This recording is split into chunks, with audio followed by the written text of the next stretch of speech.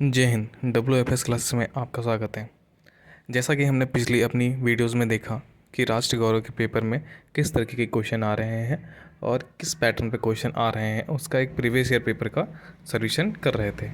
तो हमने अब तक 75 क्वेश्चंस का सॉल्यूशन कर लिया है, जो हमारा प्रीवियस ईयर पेपर राष्ट्र गौरव का है 2015 का। उसी श्रृंखला में अब हम आगे के 25 क्वेश्चन करेंगे जो कि राष्ट्र गौरव से रिलेटेड हैं हमारे पेपर के लिए।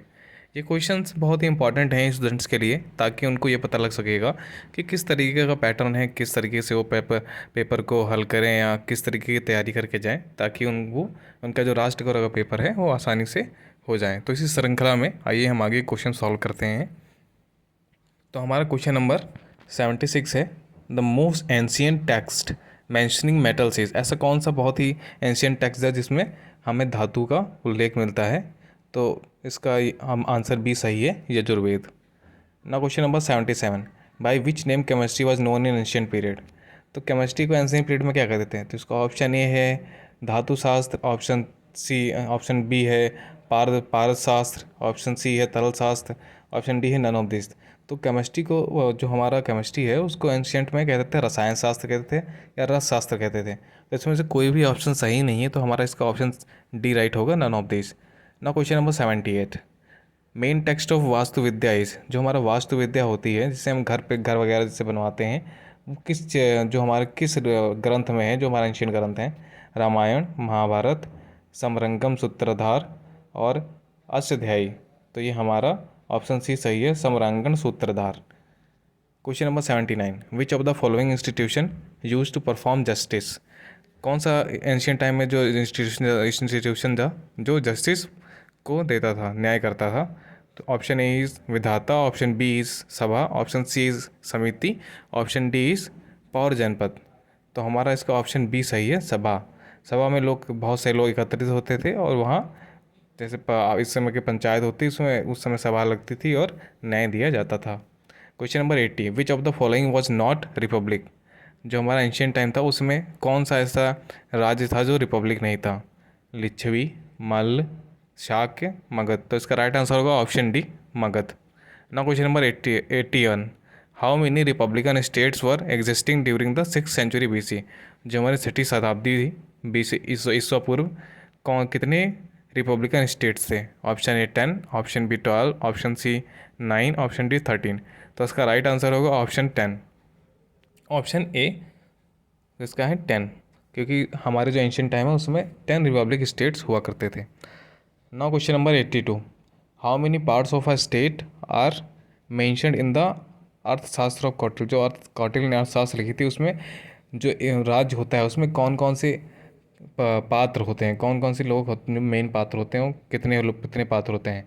Option A is 5, option B is 7, option C is 6, option D is 8। तो इसका राइट ऑप्शन होगा ऑप्शन सी, ऑप्शन बी 7।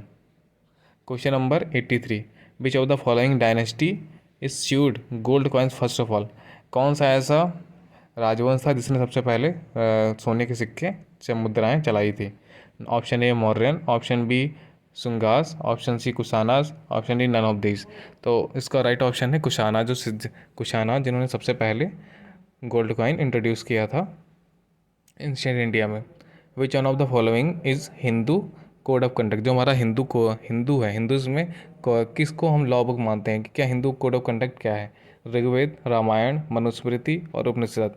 तो इसका राइट आंसर होगा ऑप्शन सी, मनुस्मृति, जिसमें जो हमारी law book Hindu code of conduct है, जो हम हिंदू लॉ बुक जिसे कहते हैं।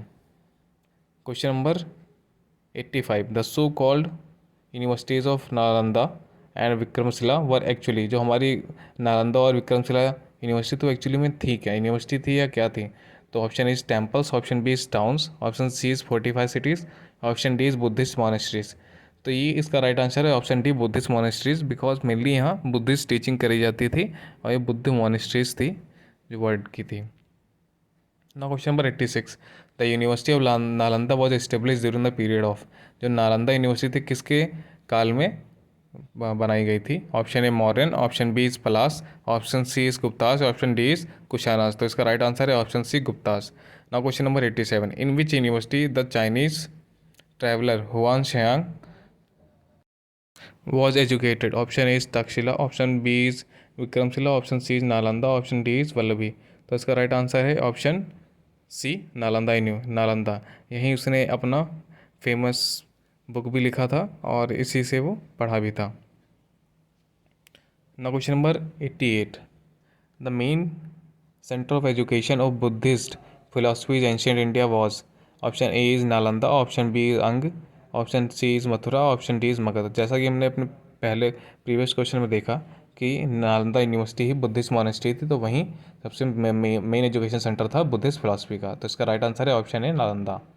Question number 89। The Mandal was suppose to consist usually of? जो हमारा मंडल होता था उसमें कितने लोग होते थे, कितने किंग्स होते थे? एक मंडल में कितने किंग्स होते थे? Option A is 6, option B is 10 kings, option C is 11 kings, option D is 12 kings. तो उसका राइट आंसर है 12 kings. Which one of the following is not mentioned among the 7 Angas of the state? जैसा कि हमने पिछले question में देखा कि हमारे स्टेट के कितने पार्ट होते हैं, तो 7 पार्ट्स होते हैं। तो उसमें कौन कौन से पार्ट होते हैं और इसमें कौन सा पार्ट नहीं है, इस क्वेश्चन में पूछा गया। So option A is swami, option B is amatya, option C is guptachar, option D is durga. तो इसका राइट आंसर है ऑप्शन सी, गुप्तचर, जो हमारे स्टेट के पार्ट नहीं होते थे। ना question number 91। The number of Mahajanapadas during the 6th century BC was? 6th century BC के टाइम कितने महाजनपदास थे? तो इसका राइट आंसर है 16 महाजनपदास थे, option C is right answer. Question number 92। The contract theory of the origin of the state is mentioned in? जो हमारा social contract theory थी वो एंशिएंट इंडिया में, वो किस चीज़ में, मैं कहाँ उल्लेखित, उसका उल्लेख किस जगह पे हुआ है? ऋग्वेद में, सतपथ ब्राह्मण में, शांति पर्व में, या छांदोग्य उपनिषद में? तो इसका राइट आंसर है Shanti Parva.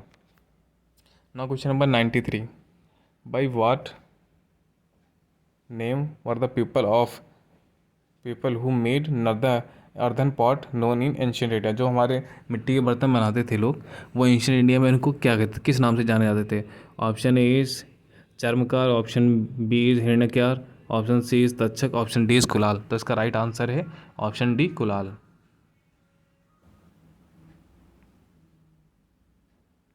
Now question number 94। Ashoka's daughter who visited Sri Lanka? Ashok की कौन सी पुत्री थी जो श्रीलंका गई थी? Sanghamitra, Charumati, Prabhavati, none of them. तो इसका राइट आंसर है option A, Sanghamitra. Question number 95। Which one is not mentioned in the Vedas?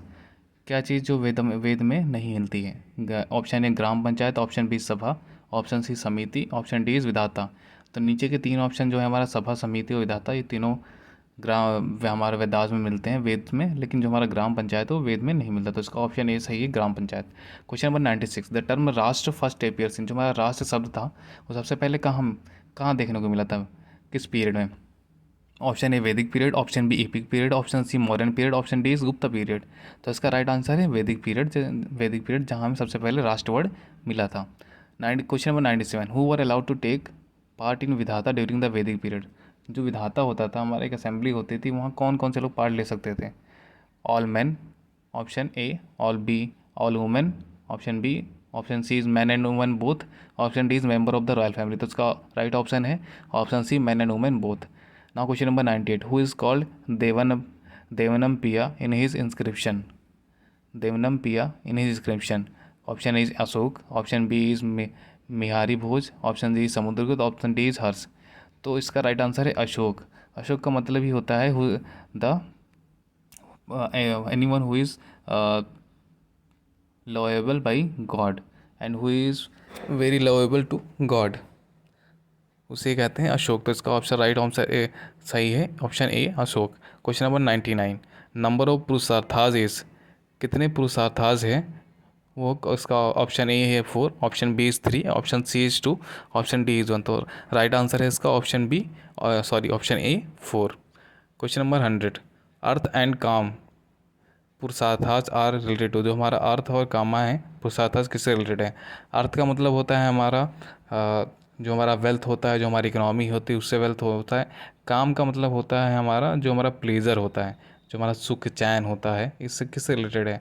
तो इसका ऑप्शन है ब्रह्मचर्य आश्रम, ऑप्शन बी इज़ गृहस्थ आश्रम, ऑप्शन सी इज़ वानप्रस्थ आश्रम, ऑप्शन डी संन्यास आश्रम।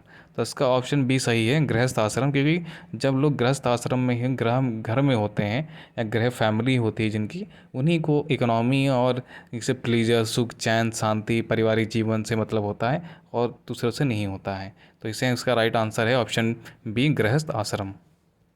आशा करता हूँ आप सभी को यह वीडियो बहुत हेल्पफुल लगेगा और आपके राष्ट्रीय गौरव एग्ज़ाम के लिए बहुत हेल्पफुल होगा और आपकी जानकारी के लिए किस तरह के क्वेश्चन है, किस तरीके का पैटर्न है। आप सभी को बेस्ट ऑफ लक अपने कल के पेपर के लिए, और आगे से अच्छी तैयारी करते रहिए और अपना अच्छे से पेपर दीजिए। और इस चैनल को अपने दोस्तों के साथ शेयर करिए, लाइक करिए और इसे सब्सक्राइब करिए ताकि आप लोगों को अच्छी जानकारी मिल सके। थैंक यू एंड जय हिंद।